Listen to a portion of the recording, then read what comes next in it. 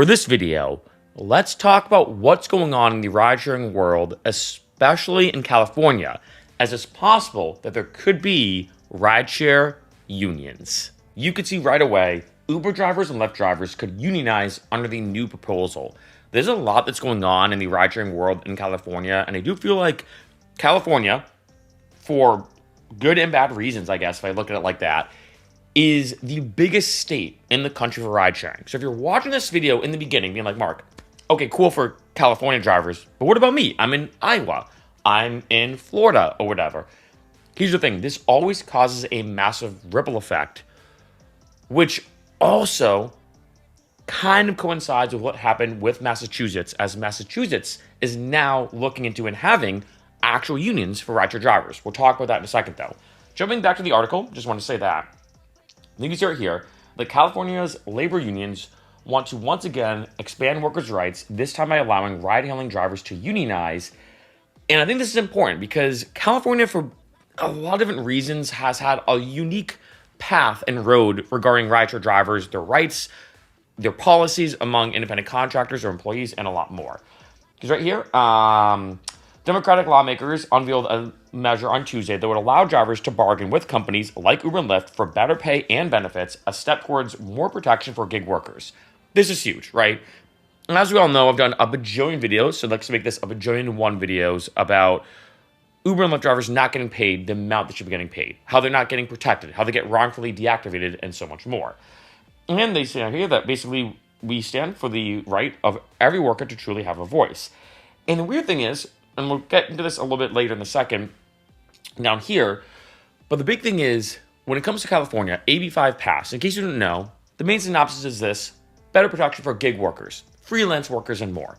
The only exception out of every industry, they got a unique asterisk on that, you guessed it, was ride sharing because of Prop 22, right? Now, Uber and Lyft is fighting this, of course. Uber said that if, let's say, this happened, it would make rides in California more expensive while threatening the flexible jobs thousands depend upon. And then right here, drivers have been clear. They want to stay independent and keep the freedom to choose when and how they work with access to meaningful benefits. Now, here's the thing. I think this is BS. This is partly true, partly false, right? I don't like it when companies do this. It's a bit manipulative, where this is true. When it comes to a lot of rideshare drivers, maybe you included if you drive, the biggest thing is you're like, hey, I can drive how I want, when I want. But the thing is, just because there's unions being formed and unions happening doesn't necessarily mean this is going to go away, right? And then when it comes to the Lyft spokesperson, they did decline to talk to Cal Matters. This is the site that I'm reading this article on. But in general, when Prop 22 was approved by voters in 2020, it reflected voters well, and that the company is working to improve drivers' experience. Because like I said, Prop 22 was a big moment where they're like, hey, all these industries, you get better protection, better rights, except ride sharing, you know? And here's the thing. The effort for workers' unionization, mirrors a voter-approved ballot measure in Massachusetts, the first state to give app-based drivers the right to collective bargaining. Massachusetts right now, which is interesting because obviously I, grew up in Massachusetts, drove in Boston, so it's kind of interesting that me going from Massachusetts to Cali, and in Massachusetts, you now have things like unemployment, when it comes to rideshare drivers, paid sick leave, all these things that are kind of a staple for pretty much any other job. And I think the tricky thing about ride sharing, and I've said this before in other videos too, is rideshare drivers, in my opinion, are not fully independent contractors, but they're also not fully employees. They're what I like to call independent contractors with benefits. It's really the only industry right now that I can really think of that's paving the way of this new kind of gray area of not fully black or white employee or independent contractor. And here's the thing. Uber and Lyft, you can see right here in big bold letters, have so far won the labor battle. In California, Uber and Lyft spent hundreds of millions of dollars to make sure Prop 22 happened, which was kind of unfortunate because there's bittersweet parts to that. And you can see here that the effort comes nearly 5 years after rideshare companies blocked an attempt to recognize gig workers as employees. And like I said earlier, the state law took effect in 2020 called AB5. Like I said before, when it comes to entitled workers to unemployment benefits, minimum wage, and more, but gig companies fought it and poured, there it is, over $200 million into ads and everything. So Prop 22 would happen, and voters approved the ballot measure to keep gig workers as independent contractors while the companies promised better benefits the same year. And there's been bittersweet parts to this. Like, rideshare drivers now have minimum hourly guarantees. This is great. There's other benefits, like health insurance, for example. And I will say this, I've interviewed a lot of drivers in the past 5 years since 2020. And some drivers are like, you know what? I'm happy about it. I now make more money. I can get assistance with health insurance. It's better. But I gotta be honest, it's tough to say exactly because I have also interviewed a lot of drivers who say, hey, you know what? I'm not gonna lie. I regret it. After Prop 22, I think companies now have a better excuse to treat you badly because you're like, hey, you guys voted to keep us as independent contractors. So now it makes it harder to fight them. It makes it harder to battle them if there's a dispute. You know, companies like Lyft, Uber, DoorDash, and Instacart spent tens of millions of dollars, more than 10 times the opposition, in support of Prop 22, of course. After its passage, gig companies raised their prices, right? And here, you can see here that, I'm going to skip this, but this is the big thing. The passage of Prop 22 snuffed out hope for gig workers to be recognized as employees in California. And going on here, we think the right to collectively bargain around a number of issues as independent contractors is superior to nothing. We are supportive of this, but it is obviously not what we had originally hoped for. Because when I go down here, you can see that right here at the event, many ride-hail drivers, like I just talked about, deemed Prop 22 an empty promise from companies like Uber and Lyft, arguing that the companies did not deliver on better wages and benefits. Like I said, I've talked to a lot of drivers who just actually are not a fan of it now, and it seemed like a good idea in theory, right? A good idea in theory, but then now, like I said, Uber and Lyft almost has more power to be even worse. If anything, it's now worse than after this whole vote took place, right? Now we're just money makers. You know, one rideshare driver said, this is why we love to have a union. I want us drivers to be able to negotiate to make things better for everybody. Here's the thing though.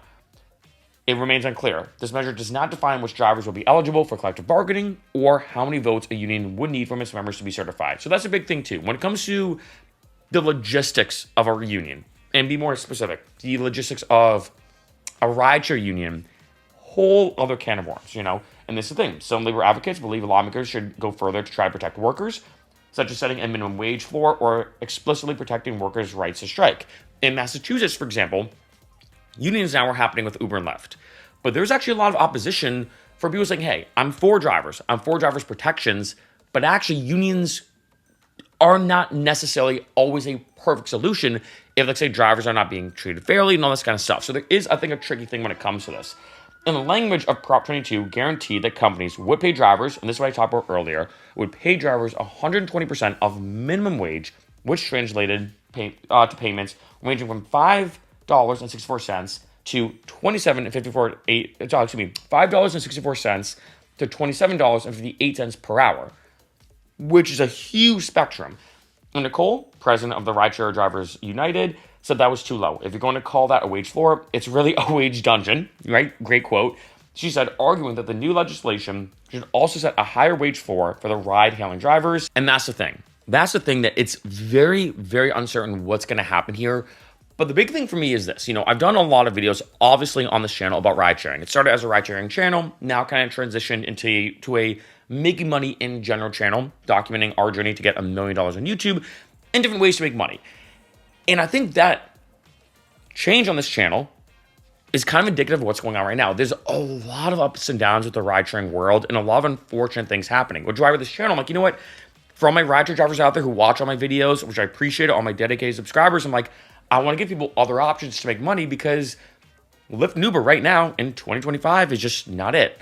That being said, I think that this is the first time where I've seen, especially in the past, like, I'm going to say 6-ish months, give or take 6-ish months, maybe 8 months, maybe I'll just say a year in the past year.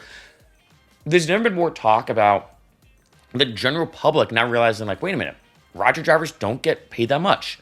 They have more of their money being taken out, Uber and Lyft taking out a bigger cut. They're not being really protected. If something goes wrong, they're kind of left hung out to dry to deal with their own stuff. And so I think this is the first time I've seen in a lot of different ways, in numerous different states, numerous different cities, numerous different instances of there being more talk about, hey, we need to actually protect rideshare drivers a lot more. And this is why you may notice on this channel, I always do these news updates about Uber and Lyft, about what's going on. And one thing I've noticed over time is that there's been more and more talk about this, right? I've done a lot of videos on this channel, I'll be honest, about bashing Uber and Lyft. And sometimes they're not the best companies. A lot of times they're not the best companies.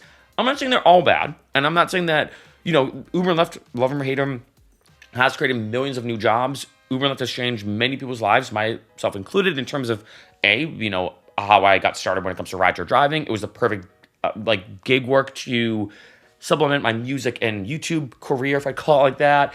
In addition, taking Ubers and Lyfts, right? Like imagine tomorrow or even right now, if Uber and Lyft went away, the amount of people that take it to going to and from work. If, like, say you don't have a car and you just need to go get groceries. If, like, say you're going out, you're drinking, you want to be responsible, you take an Uber and Lyft because you don't want to be driving, of course. So a lot of benefits, right? But that being said, a lot of negative stuff that Uber and Lyft is doing. And I think the good thing right now about this that I really like is, like I said, one, this happened in Massachusetts.